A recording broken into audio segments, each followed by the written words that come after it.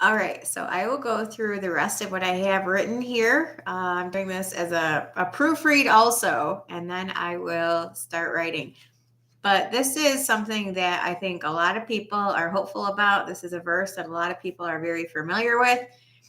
And it is a direct statement that the pre-trib rapture is a thing. So I'm going to have much discussion to write about this. There is a sister passage in 2 Peter 2 about this, and there is much other. But there is a reason that I'm going to get into what I'm going to get into next. So let us, without further ado, talk about Revelation 3:10. Because thou hast kept the word of my patience, I also will keep thee from the hour of temptation that will come upon the whole world to try them that dwell upon the earth. What does that mean? As we continue through this letter to the church in Philadelphia, Jesus will speak of rewards given to believers. In fact, that's what the remainder of the letter is about. It said rewards in their entirety relate to the kingdom. So all of the remainder of this that I have not gone through yet, this letter to the church in Philadelphia, 4 verses, five verses, 4 verses. I can't count. These all relate to rewards that are kingdom based. Because thou hast kept the word of my patience, I also will keep thee from the hour of temptation which shall come upon the whole world to try them that dwell upon the earth.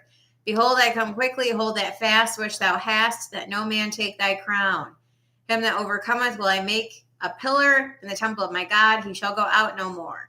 That is talking about permanent citizenship in New Jerusalem. I will write upon him the name of my God and the name of the city of my God, which is New Jerusalem. Once you're in, you're in. Citizenship, once granted, is permanent and irrevocable. These are kingdom promises. New Jerusalem, which cometh down out of heaven from my God, and I will write upon him my new name. Permanent. Ownership. You belong to him. He that hath an ear, let him hear what the Spirit saith unto the churches. So literally the remainder of this epistle to the church in Philadelphia is about kingdom promises. But the part that's not related to overcomers will I give is related to the end of the present dispensation, which ends in a separation of the righteous from the wicked. Let us begin with the first half of that. Because thou hast kept the word of my patience, I also will keep thee from the hour of temptation, which shall come upon all the world to try them that dwell upon the earth. How can you be kept from it if it's coming upon the whole earth to try them that dwell upon the earth? You're removed from the earth. That's how you're kept from it. Behold, I come quickly. Hold that fast which thou hast, that no man take thy crown. So yes, if everything is coming upon the entirety of the earth and you are to be kept from it, then you are going to be removed from the earth. That's A plus B equals C. 1 plus 1 equals 2. There can be no doubt that we are special. We live in a special time and in a special place, and we are on the cusp of seeing a very special event. It is because many of us understand ourselves to be on the cusp of a very special event that some of us have begun to lose patience. At this point, I wish to put something into perspective.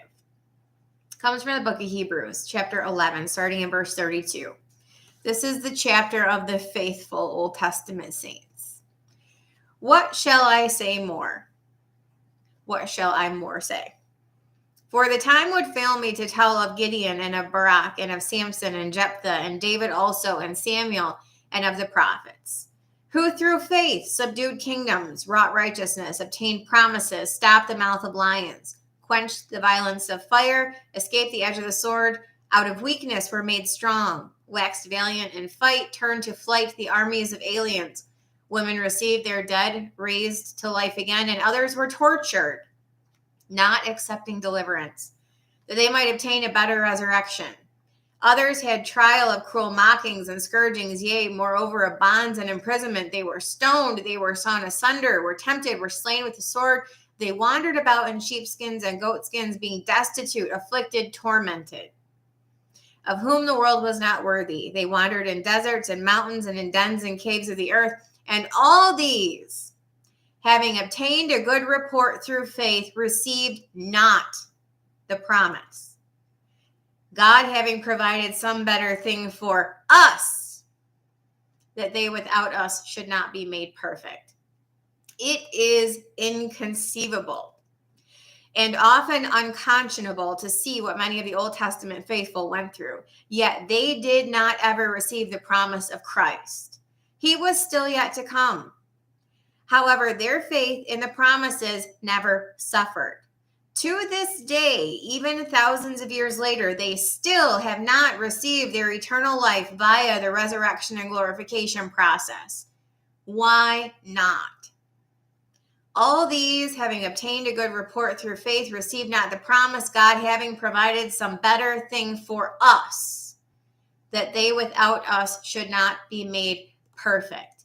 They didn't get it because he was waiting for you, so he could include you too. We scream with impatience because we want the rapture to happen now, now, now. Do you think they were so impatient about Jesus not coming yet? I don't read about any of that in the Bible stories. Mostly, I just read about their patience and their obedience. In fact, it was only the faithless who carried on and complained and got hysterical about God not doing what they wanted when they wanted it. And they usually got dead because of their hideous behavior. Let us simply be thankful. We were born into a period underscored by the grace of God, that such a fate will not befall us for being so impatient. Let us be thankful that we as Gentiles were given any opportunity to enter the kingdom at all. Let us be glad that he is patient with us, even if we are not with him. Because thou hast kept the word of my patience, I also will keep thee from the hour of temptation, which shall come upon all the world to try them that dwell upon the earth. Behold, I come quickly. Hold that fast which thou hast, that no man take thy crown. The word tolerance is not in the Bible, but the words long-suffering and patient are. Tolerance implies putting up with something. Long-suffering and patience imply the presence of appointed times. Jesus is not tolerating bad behavior. He is simply waiting for the preordained time to judge it. It is that judgment he has promised to spare us from. Why so? Because he was already judged in our place. And if we're in him, we have no need to be judged twice. That's the whole legal concept of double jeopardy. That's where that came from. The Bible. That's where I'm going to leave off. And next, I will be talking about the rapture and how it is directly talked about in the Bible. If you have any questions or comments, let me know. See you later.